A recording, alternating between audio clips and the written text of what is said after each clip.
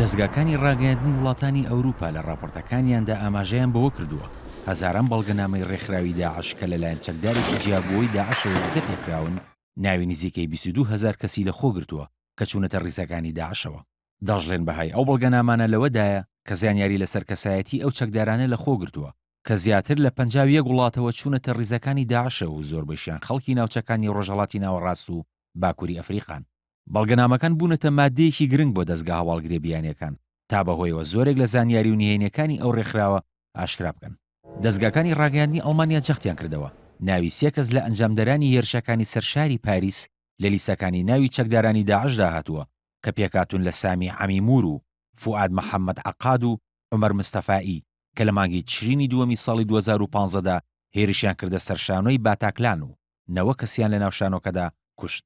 لەو چوارچەوەیەدا عەبدولحەمید ئەباعود کە یەکێک بۆ لەو پلاندەرە سەرەکیانەی هێرشەکانی سەرشاری پاریس و بەهۆیانەوە 130 کەس کوژران ناوی لە بەڵگەنامە دزە پێکراوەکەی داعشدا هاتووە کە بەرپرسیارەتی چوونی هاوڵاتیەکی فەڕەنسی توندڕەوی بۆ ناوخاکی سووریا گرتووەتە ئەسۆ.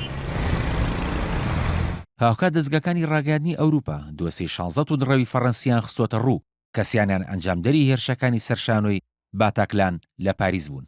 بەپێی بەڵگەنامە و تۆمارە دزە پێکراوەکانی داعش فوئاد محەممەد عەقار لە 18 کانونی یەکەمی 2013دا چۆتە سووریا و پەیوەندی بە گروپێکی گەورەی توندڕەوە فەڕەنسیەکانەوە کردووە کە لە ڕیزەکانی داعشدا.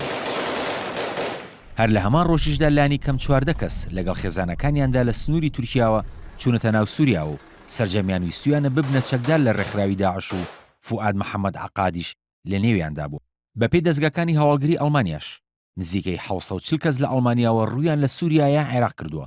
هەروها دوو لە سەرسەیان گەڕاونەتەوە ئەڵمانیا و نزیکەی 120یان کوژراون. بەپێی بەڵگەنامەکان تونس لە نێو وڵاتە عەرەبیەکاندا لە پلەی یەکەمدایە کە زۆرترین چەکداری لە نێو ڕیزەکانی داعشدا هەیە و بە زیاتر لە 3000 چەکدار دەخەمڵێنرێت. لە کاتێکدا فەڕەنسا لە نێو وڵاتە بیانیەکاندا لە پلەی یەکەمدایە و زیاتر لە 1300 چەکدار کە ڕەگەزنامەی فەڕەنسیان هەیە لە ڕیزەکانی چەکدارانی داعشدان. بەڵگەنامەکان سامانی داعشی تیادا تۆمار کراوە کە بە 2 ملیار و 900 ملیۆن دلار دەخەمڵێنرێت و لە 38 داهاتەکەش لە ڕێگەی فرۆشتن و بە قاچاغبردنی نەوتەوە بەدەست داعش دەکەوێت. بەوتەی دەستگاکانی ڕاگەیاندنی ئەوروپا بەڵگەنامەکان بۆ هەردوو ساڵی 2013 و 2014 دەگەڕێنەوە و دەستگای هەواڵگری ئەڵمانیاش ڕایگەیان کە سوود لەو بەڵگەنامانە وەردەگرن بۆ دادگاییکردنی ئەو کەسانی کە چوونەتە ناو داعش لەگەڵ هەوڵی گەڕاندنەوەیان بۆ وڵاتەکانی. کاروان شێرمەسین NRT